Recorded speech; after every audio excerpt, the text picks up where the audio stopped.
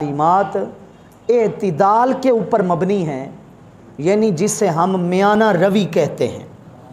اگرچہ میانہ روی کا لفظ ہمارے ہاں خرچ کے لیے بولا جاتا ہے کہ جناب نہ تو فضول خرچی کرو نہ کنجوسی کرو بلکہ میانہ روی اختیار کرو، لیکن لفظ میانہ روی یوں سمجھیے دین اسلام کی تشریح کے لیے بہترین عنوان ہے۔ تعلیمات اسلامیہ کو اگر ہم مختصر جملے میں سمجھنا چاہتے ہیں تو یوں کہا جا سکتا ہے کہ دین اسلام عدل اور اعتدال کا نام ہے۔ ہر معاملے میں انصاف اور ہر معاملے میں میانہ روی، چاہے عبادات کا معاملہ ہے، چاہے ہمارے تعلقات معاملات کا مسئلہ ہے، ہر موضوع پر ہر حوالے سے انصاف بھی اور ساتھ ساتھ میانہ روی بھی، یہ دین اسلام کا حسن ہے، اسلامی تعلیمات کا یہ نچوڑ ہے۔ ہمارے دین نے اپنے ماننے والے کو عبادات کا ایسا پابند نہیں کیا 24 گھنٹے کے لیے کہ اس کی جو گھریلو زندگی ہے، سماجی معاشرتی زندگی ہے، وہ متاثر ہو جائے، اس میں حرج لازم آئے۔ اور نہ ہی ہمارے دین اسلام نے ہمیں خاندانی امور میں، دنیاوی امور میں، کمائی کے معاملات میں، اس ظاہری خرچ کے بھاگ دوڑ میں ایسا کوئی اسیر اور قیدی بھی نہیں بنا دیا کہ ہمیں عبادات سے دور کر دیا ہو، روحانیت سے محروم کر دیا ہو، اور رب کے ساتھ جن چیزوں کے ذریعے تعلق استوار ہوتا ہے، مضبوط ہوتا ہے، ان چیزوں سے دور کر دیو، ایسا بھی نہیں۔ اب آپ ان دونوں چیزوں کو چھوڑ کر درمیان میں آ جائیں کہ ہمارا دین اسلام ہم سے یہ تقاضا کرتا ہے، اللہ کی بارگاہ کے اندر وہ بندہ مطلوب ہے جس کی چال ڈھال ایسی میانہ روی والی ہو کہ وہ اللہ کے فرائض و واجبات کا بھی پابند رہے اور ساتھ ساتھ اپنے گھریلو خاندانی امور کا بھی بھرپور خیال رکھتا رہے۔ اس لیے اللہ تعالیٰ نے عبادات کا نظام بنایا ہے تاکہ اس نظام کے ذریعے انسان کی جو روحانیت ہے وہ مضبوط رہے، وہ رشتہ جو رب کے ساتھ روحانیت کے ذریعے ہو سکتا ہے وہ قائم رہے۔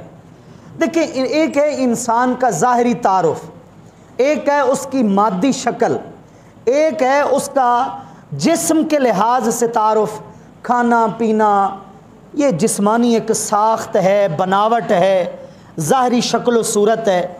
بارگاہ خداوندی میں ہمارے ظاہر کا اتنا مقام ہرگز نہیں جتنا بارگاہ خداوندی میں ہمارے باطن کا مقام ہے، ہماری روحانیت کا مقام ہے۔ انسان کو باعتبار انسانیت، آدمی کو باعتبار آدمیت جو ایک درجہ حاصل ہے، برتری حاصل ہے مخلوق کے اندر، وہ اس کی ظاہری جسمانی ساخت کی وجہ سے نہیں ہے کہ دیکھو جناب ہیکل کتنا ہے، مضبوط کتنا ہے، حسین کتنا ہے، خوبصورت کتنا ہے، سینہ چوڑا اس کا کتنا ہے، جناب اس کی جبین، ناک، یہ نقش، یہ اعضاء، یار یہ کتنے حسین ہیں۔ ان چیزوں کی وجہ سے انسان کو دیگر مخلوقات پر برتری حاصل نہیں ہے۔ جس وجہ سے برتری اور فضیلت حاصل ہے وہ ہمارا باطن ہے، وہ ہمارا اندرونی نظام ہے، وہ ہماری روحانیت ہے۔ اب آپ دیکھیے 28ویں پارے میں ایک سورت ہے جس کا نام ہی منافقون ہے، سورہ منافقون۔ 63 نمبر سورت ہے، سورہ جمعہ کے بعد اور سورہ تغابن سے پہلے، دونوں مشہور صورتیں ہیں۔ اس کے بیچ میں 63 نمبر ایک سورت ہے، سورہ منافقون۔ اس کی شروع میں آیت نمبر 4 کے اندر منافقین کی جب حالت کا ذکر ہو رہا ہے تو اللہ رب العزت نے اپنے حبیب صلی اللہ تعالی وآلہ وسلم کو متوجہ فرمایا اور آپ علیہ الصلوۃ والسلام کے توسل سے اس وقت کے جتنے بھی مسلمان تھے، امت محمدیہ کے افراد تھے، سب کو متوجہ فرمایا کہ وَإِذَا رَأَيْتَهُمْ تُعْجِبُكَ أَجْسَامُهُمْ۔ اب ذرا اس کا ترجمہ سنیں۔ اے حبیب، جب آپ ان منافقین کو دیکھتے ہیں تو ان کے جسم آپ کو بڑے حیرت زدہ کر دیتے ہیں۔ ان کے جسم، ان کی جسمانی بناوٹ، ان کا لمبا چوڑا ہونا، ہٹا کٹا ہونا، مضبوط ہونا، طاقتور ظاہری طور پر ہونا، یہ آپ کو حیرت میں مبتلا کر دیتا ہے یہ آپ کو تعجب میں ڈال دیتا ہے کہ ان کے جسم ایسے حسین خوبصورت ہے۔ عبداللہ بن ابی جو منافقین کا سردار تھا، بڑا لمبا چوڑا اور جناب چوڑے سینے والا، بڑا خوبصورت ظاہری جسم کا مالک تھا، اس طرف ایک اشارہ ہے، لیکن فرمایا گیا کأنہم خشب مسندہ، یہ جو ان کے ظاہری جسم ہے نا جو حسین نظر آ رہے ہیں، یہ ایسے ہی ہیں جیسے دیوار کے اوپر لکڑی کی خوبصورت کڑیاں ہوتی ہیں۔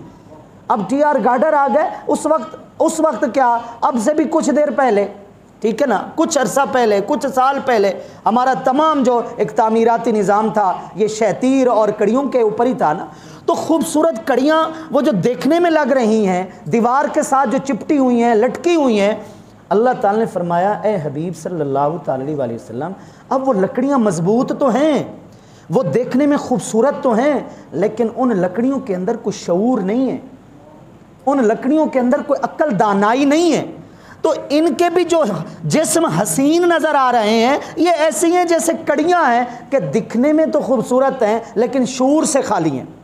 اب ان لفظوں سے واضح طور پر پتہ چل گیا کہ خوبصورت جسم کا مالک ہونا یہ کوئی خوبصورتی نہیں ہے، یہ اللہ کی بارگاہ کے اندر کوئی منظور نظر ہونے کی نشانی ہرگز نہیں ہے۔ اللہ تعالیٰ کی بارگاہ میں جو خوبصورتی ہے وہ ہمارے باطن کی خوبصورتی ہے، وہ ہماری روحانیت کی خوبصورتی ہے۔ اچھا، پھر اندرونی نظام ایک ایسا نظام ہے جو جتنا زیادہ خوبصورت ہوگا ہمارا ظاہر بھی اتنا ہی زیادہ خوبصورت ہوگا۔ اس کو کہا گیا الجوارح الظاہرۃ تبع للباطنۃ، کہ ہمارے ظاہری اعضاء جو ہیں یہ باطنی اعضاء کے تابع ہیں، پیچھے پیچھے ہیں۔ ہمارا ظاہر سارے کا سارا ہمارے باطن کے مطابق چلتا ہے، ہماری باطنی عادات ہیں جو لوگوں کے درمیان جب ہم سامنے آتے ہیں، پیش آتے ہیں، برتاؤ کرتے ہیں اور لین دین کرتے ہیں، تعلقات قائم کرتے ہیں، تو دراصل ہماری تربیت بول رہی ہوتی ہے کہ ہم نے اپنے باطن کو بگاڑ رکھا ہے یا سنوار رکھا ہے۔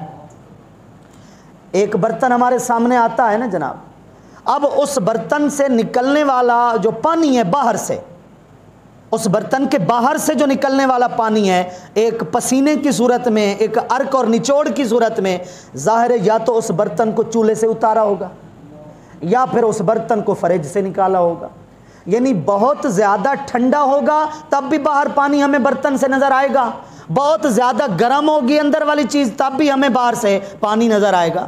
یعنی اندر کی کیفیت کیسی ہے یہ باہر والی چیز بتا سکتی ہے کہ اندر کی کیفیت کیسی ہے۔ اس لیے دین اسلام نے ظاہر سے زیادہ ہمارے باطن کے اوپر توجہ دی ہے کہ جب یہ ٹھیک ہو جائے گا تو انسان کا ظاہری باطنی سارا نظام ہی ٹھیک ہو جائے گا۔ اس کو آپ دیکھیں کہ جس کو عقل مندی کہتے ہیں، سمجھداری کہتے ہیں، دین اسلام سے پہلے بھی اس کی شکلیں، اس کی صورتیں اور وہ تصورات موجود تھے۔ عربی ادب ہے نا، عربی ادب، عربی شاعری جو ہے، اب شاعری فقط شاعری کی حیثیت سے نہیں، شاعری کو جب ادب کی حیثیت سے لیا جاتا ہے تو معاشرے کے اندر اصلاح کا بھی اس کا ایک پہلو ہے۔ علامہ اقبال نے اس امت کی اصلاح کس طریقے سے کی ہے؟ شاعری کے ذریعے کی ہے نا جناب، شاعری کے ذریعے انہوں نے اصلاح کی ہے نا۔ تو ایک شعر ہے عربی ادب کا اور قدیم عربی زبان کا ایک شعر ہے، لسان الفتى نصف و نصف فؤادہ فلم یبقى الا صورۃ اللحم والدم۔ دوبارہ سنیں آپ، ترجمہ سنیں پھر آپ لطف اٹھائیں گے۔ لسان الفتى نصف و نصف فؤادہ فلم یبقى الا صورۃ اللحم والدم۔ مطلب کیا ہے کہ آدھا انسان زبان ہے اور بقیہ آدھا انسان اس کا دل ہے، آدھا اور آدھا مکمل ہو گیا۔ آدھا انسان اس کی زبان ہے اور بقیہ آدھا انسان اس کا دل ہے۔ فلم یبقى الا صورۃ اللحم والدم، پیچھے گوشت بچتا ہے، خون بچتا ہے اور کچھ بھی نہیں بچتا۔ انسان ختم ہو گیا۔ انسانیت کہا جاتا ہے یا تو اس زبان کو کہا جاتا ہے یا اس دل کو کہا جاتا ہے۔ اب زبان سے وہی نکلے گا جو ہمارے دل میں تخیلات اور سینے میں موجود ہوں گے۔ اس کو کہتے ہیں اللسان ترجمان الانسان، زبان انسان کا ترجمہ کرتی ہے۔ میں اس موضوع پر بہت بولتا ہوں، یوں سمجھیے، کیونکہ اس موضوع کی دور حاضر میں شدید ضرورت ہے اور آنے والا جو ایک مہینہ ہے اس حوالے سے تو تربیت نصاب کی بے حد ضرورت ہے۔ کیوں سمجھایا گیا کہ جس شخص نے روزہ رکھتے ہوئے بھی جھوٹ بولا تو اس کا روزہ نہیں ہے، جس شخص نے روزے کے باوجود غیبت اور چغل خوری سے کام لیا اس کا روزہ نہیں ہے۔ کیا مطلب ہے روزہ نہ ہونے کا؟ مطلب یہ ہے کہ رمضان شریف تو تمہاری باطنی تربیت کے لیے آیا، تم اگر اس زبان کو غلط استعمال کر رہے ہو تو مطلب تو یہ تمہارے باطن کی ابھی تک اصلاح ہی نہیں ہوئی۔ اگر باطن کی اصلاح ہوتی تو کبھی بھی زبان غلط کاموں میں استعمال نہ ہوتی۔ تو اللسان ترجمان الانسان، جو زبان ہوتی ہے وہ انسان کا ترجمہ کرتی ہے۔ جیسے بولی سے سمجھا جاتا ہے نا کہ جناب یہ کس زبان سے تعلق رکھتا ہے، وہ جو بولے ہوئے الفاظ ہیں اس سے بھی سمجھا جا سکتا ہے کہ اس کے اوپر تربیت کتنی ہوئی ہے، محنت کتنی ہوئی ہے۔ عرض کرنے کا مقصد یہ ہے کہ ہمارا دین اسلام ظاہر سے زیادہ ہمارے باطن کو سنوارتا ہے، اس پر زور لگاتا ہے تاکہ باطن کے سنورنے سے انسان کامل مکمل ہو جائے اور دیگر انسانوں کے لیے وہ نفع مند ہو جائے۔ اگر کوئی شخص سوال کرے نا، اگر کوئی شخص پوچھے اہل علم سے کہ جناب اللہ نے یہ انبیاء کو کیوں بھیجا تھا، جناب یہ بتائیے کہ اللہ رب العزت نے انسانوں کی اصلاح کے لیے رسولوں کو کیوں بھیجا، اپنے بندوں کی طرف اللہ تعالیٰ نے انبیاء اور رسولوں کی بعثت کا سلسلہ کیوں جاری کیا؟ اگر کوئی شخص اس طرح کا سوال کرتا ہے، آپ یقین کیجئے ایک ایسا جواب جس میں سارے مقاصد جمع ہو جاتے ہیں، وہ جواب یہ ہے کہ من کی صفائی کے لیے اللہ تعالیٰ نے انبیاء اور رسولوں کو بھیجا۔ اب من کی صفائی کے لیے جو قرآن و حدیث میں لفظ آئے، جو شریعت کے اندر عنوان قائم ہوا، وہ ہے تزکیہ۔ زکا یزکی، تزکیہ۔ تزکیہ کا مطلب کیا ہے؟ صاف ستھرا کرنا، اجلا کرنا، من کو دھو دینا، باطن کو صاف کر دینا۔ دیگر جتنی بھی چیزیں ہیں وہ اسی مقصد کی تکمیل کے لیے ہیں، اسی مقصد کو حاصل کرنے کے لیے ہیں۔ انسان جتنی بھی اچھی گاڑی کا استعمال کر لینا، اس کا مقصد گاڑی نہیں ہوتی، گاڑی کے ذریعے اس کا مقصد منزل تک پہنچنا ہوتا ہے، گھر تک پہنچنا ہوتا ہے، ایک مخصوص مقام تک پہنچنا ہوتا ہے۔ بلکہ جلد منزل کو حاصل کرنے کے لیے اور پرامن طریقے سے منزل تک پہنچنے کے لیے وہ اچھی گاڑی کا انتخاب کرتا ہے، لیکن مقصد گاڑی نہیں، مقصد منزل ہے۔ یعنی مقصد ہمیشہ مطلوب ہوتا ہے، مقصود ہوتا ہے، ذریعہ اور وسیلہ نہیں ہوتا۔ اصل زور جو ہوتا ہے وہ مقاصد کے اوپر ہوتا ہے۔ انبیاء کو بھیجنے کا جو مقصد ہے اس کے ساتھ ساتھ دیگر سارے ذرائع اور وسائل ہیں۔ اصل مقصد کیا ہے؟ کہ انسان کے من کی صفائی، انسان کا باطن سنور جائے۔ اب جہاں پر بھی آپ علیہ الصلوۃ والسلام کی بعثت اور تشریف آوری کا بیان ہوا ہے نا قرآن مجید میں کہ اللہ نے اپنے حبیب کو بھیجا، وہاں پر یہ تزکیہ کے الفاظ ضرور ملتے ہیں کہ میں نے تمام انبیاء کے آخر میں اپنے نبی کو اس لیے بھیجا تاکہ میرے تمام بندوں کی یہ من کی صفائی کریں اور ان کے من کو اجلا کریں۔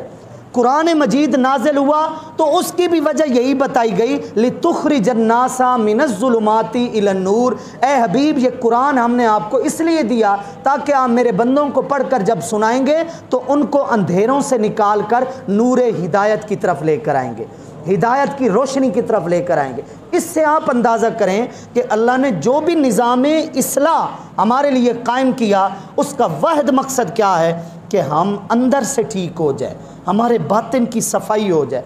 تو اس لیے شروع میں یہ الفاظ میں نے بولے کہ جسم سے زیادہ اللہ کی بارگاہ میں جو چیز معنی رکھتی ہے، جو چیز حیثیت رکھتی ہے، جو چیز قدر و منزلت رکھتی ہے، وہ ہمارا ظاہر نہیں ہے، وہ ہمارا باطن ہے۔ اس کے لیے رب العزت نے ایک بہترین مؤثر جو نظام بنایا ہے وہ ہے عبادات کا نظام۔ اب عبادات میں سے سب سے زیادہ اہمیت فرائض و واجبات کی ہے، چاہے وہ نماز کی صورت میں ہے، چاہے وہ روزے کی صورت میں، رمضان شریف کی صورت میں۔ اب آپ دیکھیے ہم دن بھر کام کاج میں مصروف ہوتے ہیں، حلال طریقے سے اپنا پیٹ پالنا، بیوی بچوں کا پالنا، بوڑھے ماں باپ کا خیال رکھنا، یہ بھی ہماری اتنی ہی دینی ذمہ داری ہے جتنی نماز پڑھنا، روزہ رکھنا، حج ادا کرنا، زکوٰۃ ادا کرنا، جتنی ذمہ داریاں یہ ہیں، ٹھیک ہے۔ لیکن ہم دن بھر میں مصروف ہوتے ہیں اپنے اس ظاہری معاشی حوالے کو مضبوط کرنے کے لیے، لیکن آپ نمازوں کے طور طریقوں کو دیکھیں، نمازوں کے اوقات کو دیکھیں، فجر سے لے کر ظہر تک ایک طویل وقفہ ہے، سب سے بڑا وقفہ دو نمازوں کے درمیان فجر سے لے کر ظہر کے درمیان ہے۔ ایک رات والا ہے وہ چلو آرام کرنے کے لیے، جیتے جاگتے کی بات کر رہا ہوں، پھر اس کے بعد ظہر سے لے کر عصر تک کا دورانیہ ہے، یہ بھی ایک طویل وقت، فطری طور پر کمانے کا طریقہ یوں سمجھیں صبح سے لے کر شام تک ہے، لیکن اس دوران 2 سے 3 بار اللہ رب العزت نے ہمیں ضرور اپنے گھر میں بلایا نماز کے لیے، پھر مغرب ہے، عشاء ہے، آرام کرنے سے پہلے پھر بلایا، پھر آرام کرنے کے بعد دوبارہ جب ہم اٹھے تو پھر اللہ نے اپنی بارگاہ میں بلایا۔ اب نہ تو 24 گھنٹے ہمیں پابند کر دیا کہ یہیں بیٹھے رہو، یہیں سے ہلنا ہی نہیں ہے، اور نہ ہی ہمیں اتنا آزاد کر دیا کہ اتنے مصروف ہو جائے ہم ذریعہ معاش کے اندر کہ ہمیں خانہ خدا ہی بھول جائے، اللہ کا گھر ہی بھول جائے۔ تو وہ جو بات میں نے کی کہ ہمارا نظام اسلام میانہ روی والا ہے، درمیانی راہ والا ہے، اس کی زندہ مثال نماز کے اوقات کے اندر دیکھیں کہ اللہ رب العزت ایک طرح سے تو ہمیں مصروف رکھتا ہے کہ رزق حلال کی طلب میں محنت کرو، ٹھیک ہے، اور ساتھ ساتھ وقتاً فوقتاً اللہ ہمیں اپنی بارگاہ میں بھی بلاتا رہتا ہے تاکہ تمہیں مقصد اصلی بھی یاد رہے، تاکہ وہ جو ایک دنیا کی کمائی کے اندر ایک ظاہری طور پر دل کے اوپر زنگ آ جاتا ہے، روحانیت کے اوپر زنگ آ جاتا ہے، تو بندہ ہر تھوڑی دیر کے بعد جب اللہ کی بارگاہ میں حاضر ہو جاتا ہے، ذکر اذکار سے کام لیتا ہے، تو یوں سمجھیے وہ زنگ دور ہو جاتا ہے۔ کیوں کہا گیا کہ جب آپ وضو کرتے ہیں ہاتھوں سے لے کر پاؤں تک آپ کی آنکھوں کے، آپ کی زبان کے، آپ کے چہرے کے جملہ جو گناہ ہوتے ہیں وہ ساتھ ساتھ دھلتے رہتے ہیں۔ پھر اس کو نماز میں ایک ایسی زندہ مثال، حصی مثال کے ذریعے سمجھایا گیا کہ ایک شخص دن میں 5 بار اچھے طریقے سے نہاتا ہو، ایک شخص دن میں 5 بار اچھے طریقے سے غسل کرتا ہو۔ آپ علیہ السلام نے اپنے صحابہ سے پوچھا، اب بتاؤ اس کے جسم کے اوپر کو میل رہ جائے گا؟ بھائی میرے، جو روز نہاتا ہو اس کے جسم پر بھی میل نہیں رہتا اگر وہ اچھے طریقے سے نہایا ہے، لیکن جو دن میں 5 مرتبہ نہاتا ہو بھلا اس کے جسم پر کیسے میل رہے گا؟ صحابہ کرام نے عرض کی، یا رسول اللہ صلی اللہ علیہ وسلم، جو دن میں اچھے طریقے سے 5 بار نہا لے، اب بھلا میل کچیل ادھر کیا کرنے آئے؟ تو آپ علیہ السلام نے فرمایا نماز کی مثال بھی ایسے ہی ہے، جب تم 5 مرتبہ وضو کر کے اللہ کی بارگاہ میں حاضر ہو جاتے ہو تو اب تمہاری روح جو ہے وہ میل کچیل سے پاک ہو جاتی ہے، تمہارا باطن صاف ستھرا ہو جاتا ہے۔ یہ ایک پانی سے ہمیں مثال دے دی گئی تاکہ ہمیں صحیح طور پر سمجھ آ جائے کہ یہ عبادات ہماری روحانیت کو کس طرح صاف کرتی ہیں، ہماری روحانیت کو دھو دیتی ہیں اور اس کو بالکل اجلا کر دیتی ہیں۔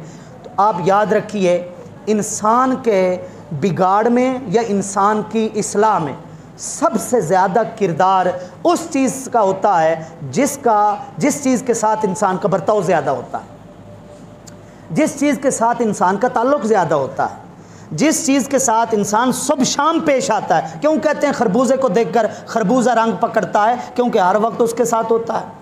کیوں کہتے ہیں سب سے زیادہ انسان کے اوپر اس کی سوسائٹی اور صحبت متاثر ہوتی ہے؟ کیونکہ زیادہ اٹھنا بیٹھنا انسان اس کے ساتھ کرتا ہے۔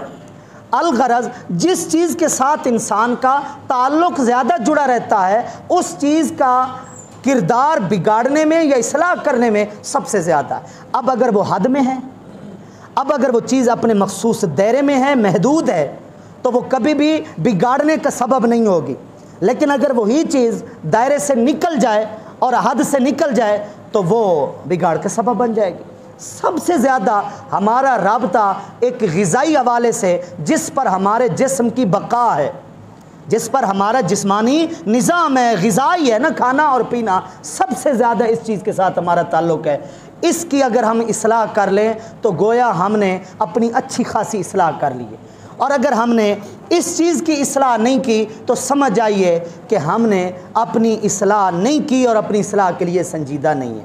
قرآن مجید میں جب کھانے پینے کا ذکر آیا، اللہ تعالیٰ نے اپنی نعمتوں کا ذکر کیا، 2 باتیں خاص طور پر اللہ رب العزت نے بطور تعلیم و تربیت کے ہمیں ارشاد فرمائیں۔ ایک تو فرمایا کلوا من طیبات ما رزقناکم، میں نے جو کچھ تمہیں رزق دیا ہے جو اس میں سے پاک ہے وہ تم نے کھانا ہے، یعنی پاکیزہ رزق کھانا ہے، رزق حلال کھانا ہے۔ نمبر 2 ایک مقام پر فرمایا کلوا واشربوا ولا تسرفوا، کہ تم نے کھانا بھی ہے، تم نے پینا بھی ہے، لیکن ولا تسرفوا، تم نے حد سے آگے نہیں بڑھنا۔ کھانا بھی ہے، کھانے میں حد سے آگے نہیں بڑھنا، پینا بھی ہے لیکن پینے میں حد سے آگے نہیں بڑھنا۔ اس کا ظاہری جو ایک پہلو ہے ذرا اس کو سمجھنے کی ہم کوشش کریں۔ ایک انسان ہے جس کی ایک عرصے سے روٹین ہے کہ 3 وقتوں میں وہ صرف ایک روٹی لیتا ہے، ناشتے میں، دوپہر کے کھانے میں، رات کے کھانے میں، وہ صرف ایک روٹی لیتا ہے۔ آزمودہ بات ہے کہ جب وہ 1 روٹی سے زیادہ کھائے گا، 2 روٹی کھائے گا، 3 روٹی کھائے گا، حد سے آگے بڑھے گا، اس کا پیٹ خراب ہوگا، اس کا نظام ہضم خراب ہوگا، اور واضح طور پر پتہ چل جائے گا کہ یار شاید آج میں نے روٹین سے ہٹ کر کوئی کام کر دیا ہے۔ ایسا ہے یا نہیں ہے؟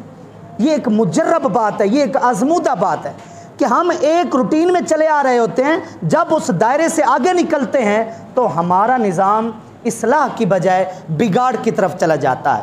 یعنی جو بھی چیز ہے اگر وہ اپنے میزان میں ہے، اگر ترازو کے اس کے دونوں پلڑے برابر ہیں، اگر اس میں کمی بیشی نہیں ہے، زیادتی اور کمی نہیں ہے، تو سمجھ جائیے وہ چیز اپنے حساب سے صحیح چل رہی ہے۔ بگاڑ تب آتا ہے کہ جب اس دائرے سے کوئی باہر نکلنے کی کوشش کرتا ہے، اس حد کو کراس کرتا ہے۔ تو کہا گیا کہ تم نے میرا رزق کھانا بھی ہے، پینے کی چیز حلال طریقے سے پینی بھی ہے، لیکن تم نے حد سے آگے نہیں بڑھنا۔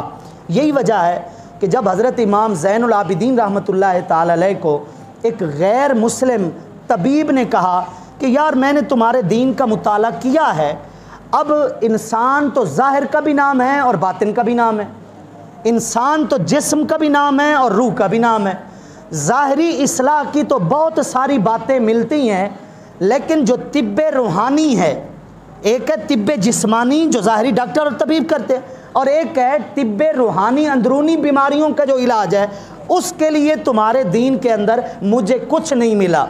اس وقت حضرت امام زین العابدین رحمۃ اللہ تعالی علیہ نے قرآن مجید کی آیت سے یہی جملہ پڑھا۔ قرآن مجید کی 7ویں سورت سورہ اعراف سے یہ والا جملہ پڑھا کہ کیا تم نے قرآن کی اس آیت کا مطلب نہیں سمجھا، جس میں اللہ نے فرمایا ہے کہ کھانا ہے، پینا ہے، لیکن کھانے پینے میں حد سے آگے نہیں بڑھنا۔ اللہ تعالیٰ کھانے پینے میں حد سے آگے بڑھنے والوں کو پسند نہیں فرماتا۔ اور طب روحانی کا مطلب، طب جسمانی کا مطلب یہ ہے کہ جب کھانے پینے میں کوئی اسراف سے کام لے گا، حد سے آگے بڑھے گا، تو بگاڑ آئے گا، جس سے اس کا صرف جسمانی نظام متاثر نہیں ہوگا بلکہ روحانی نظام بھی اس کا متاثر ہو جائے گا۔ جب اس شخص نے یہ بات سنی کہ یار کھانے پینے کا تو صحت کے اندر سب سے بڑا کردار ہے، وہ ایک میں کہتا ہوں کہ اگر ہمارے علاقوں میں، ہمارے علاقے کیا تمام علاقوں کے اندر اگر ہوٹل زیادہ کھل رہے ہیں تو میڈیکل سٹور بھی زیادہ کھل رہے ہیں۔ اگر کھانے پینے کے جناب مقامات زیادہ ہمارے سامنے آ رہے ہیں، ہر گلی کے کونے پر، ہر 4 قدم کے بعد ایک ہوٹل ہے، ایک پوائنٹ ہے جناب فوڈ کا، سب کچھ کا، تو یوں سمجھیے ہر گلی کے کونے پر اب ایک نہیں، 2 3 4 میڈیکل سٹور بھی ہیں۔ ظاہر ادویات بک رہی ہیں تو وہ بیٹھے ہیں نا، تو کھانا پینا جب اس کے اندر آپ اعتدال سے ہٹیں گے تو بیماریوں نے تو آ کر گھیر لینا ہے۔ تو قرآن مجید کے اس آیت کے مطلب کو سمجھیں۔ جب اس شخص نے سوچا نا، جس نے سوال کیا امام زین العابدین علیہ رحمہ سے، اس نے کہا یار ساری بیماریوں کا تعلق ہے تو یہی کھانے پینے کے چکر سے۔ اس نے کہا کہ قرآن کی یہ آیت بتا رہی ہے، قرآن کی اس آیت سے ہمیں پتہ چلا کہ پورا نظام ظاہری اور نظام باطنی اللہ تعالیٰ نے ایک ہی آیت کے اندر سمو کر رکھ دیا ہے۔ ہمارا دین ایک ایسا دین ہے کہ جس کے اندر غیروں نے بھی غور کیا تو انہیں سمجھ آ گئی کہ ظاہری اور باطنی اصلاح کے لیے دین اسلام کے کتنے پیارے اصول ہیں۔ اب اسی کھانے پینوں کو اعتدال میں رکھنے کے لیے اللہ رب العزت نے 12 مہینوں میں سے ایک مہینہ رمضان شریف کی صورت میں ہمیں عطا کیا ہے، تاکہ وہ جو ایک 11 مہینوں میں ہماری یوں سمجھیں کچھ کوتاہیاں ہیں، کچھ تو نہیں بہت ساری کوتاہیاں ہیں کھانے پینے کے حوالے سے، جب آپ اس کو کنٹرول میں لائیں گے تو آپ کی جسمانی صحت بھی برقرار رہے گی اور آپ کی روحانی صحت بھی برقرار رہے گی۔ جسم ٹھیک ہوگا تو روح بھی ٹھیک ہوگی۔ ایک شخص ہے جی بھر کے یہاں تک کھا کر آتا ہے مسجد میں، یہاں تک وہ کھا کر آتا ہے، اور ظاہر ہے ہم کھانا مجبوراً چھوڑتے ہیں کیونکہ آگے مزید گنجائش ہوتی نہیں ہے، اس لیے چھوڑتے ہیں۔ جب تک گنجائش ہوتی ہے آپ دیکھتے ہیں ولیمے والے حال کے اندر جو حالت ہوئی پڑی ہوتی ہے، ٹھیک ہے، बस में नहीं है लोगों के, नहीं तो एक आदमी इधर से पकड़े और दूसरा आदमी उसको इधर से पकड़े और साहब को घर तक पहुंचाए, खा जो इतना उसने लिया है। वजह क्या है? उसने सलामी में 1000 देना था ना, तो उसने कहा देना 1000 है, खाना मैंने 1500 का खाना है। खुद भी गया और बिन पूछे किसी और को भी साथ मिला कर गया कि जनाब मैंने सलामी ज़्यादा देनी है, अब इतने का तो मैं खा नहीं सकता। ये अजीब इंसानियत वाली गिरी हुई हरकतें हैं हमारे यहाँ, ठीक है। लेकिन मैं कुछ कहना चाहता हूँ, एक शख्स जिसने यहाँ तक खा लिया है उसको लाकर खड़ा करें नमाज के अंदर, डिकार मारेगा, सजदे में जाएगा परेशान, सजदे से उठेगा क़याम की तरफ परेशान, इंतहाई सुस्ती और काहली के अंदर उसके 4 फ़र्ज़ अदा किए जाएंगे। और दूसरा शख्स है जिसने थोड़ा सा एक ज़रूरत के मुताबिक खाया है, जितना हशाश बशाश आपको वो इबादत में नज़र आएगा वो पहला वाला साहिब नहीं नज़र आएगा। हम क्यों इस हकीकत से बागी हैं? हम जब इन चीज़ों को आम हालत में मानते हैं कि यार ये बात वाकई ठीक है, तो अल्लाह जब यही निज़ाम हमारे सामने रखता है तो फिर हम उनसे दूर क्यों भागते हैं? यही तो निज़ाम है रोज़े का। और क्या निज़ाम है कि जब आपका खाना पीना एक लेवल पे रहेगा, आपकी ज़ाहिरी सेहत भी बहाल रहेगी, उसकी वजह से आप इबादत भी ठीक करेंगे। अच्छा, इसके अंदर एक बड़ी काबिल गौर बात है, बड़ी इल्मी प्यारी बात है। रोज़े के लिए लफ्ज़ आया है सोम और सियाम। क्या? सोम और सियाम। कुरान और हदीस में रोज़े के लिए ये लफ्ज़ आया है, सोम और सियाम, स्वाद वाव मीम या स्वाद या मीम। आप अरबी ग्रामर का मुताला करें, ये लफ्ज़ इस्तेमाल होता था घोड़ों की मश्क और तरबियत के लिए। मैंने ये शेर पढ़े हैं तभी आपको बता रहा हूँ। घोड़ों का रोज़ा रखना, इसके ऊपर भी पहले अरबी शायरी मिलती है। क्या मतलब होता था? जब घोड़ा जवान होता था ना, तो उसके खाने पीने के ऊपर बड़ी पाबंदी लगा दी जाती थी।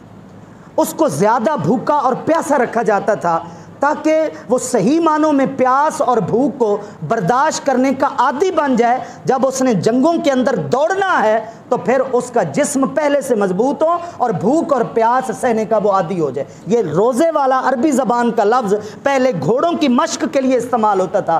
ये अल्लाह ताला ने भी कुरान में वही लफ्ज़ इस्तेमाल किया हमें समझाने के लिए कि एक वक्त होता है बज़ाहिर तुम भूख और प्यास का सामना कर रहे होते हो और समझते हो कि हम कमज़ोर हो गए हैं कि यार थोड़ा खा लें तो ज़रा चुस्त हो जाएंगे। नहीं, वो जो ज़ाहिरी कमज़ोरी है वो आने वाले वक्त में तुम्हें मजबूत और तवाना कर देगी।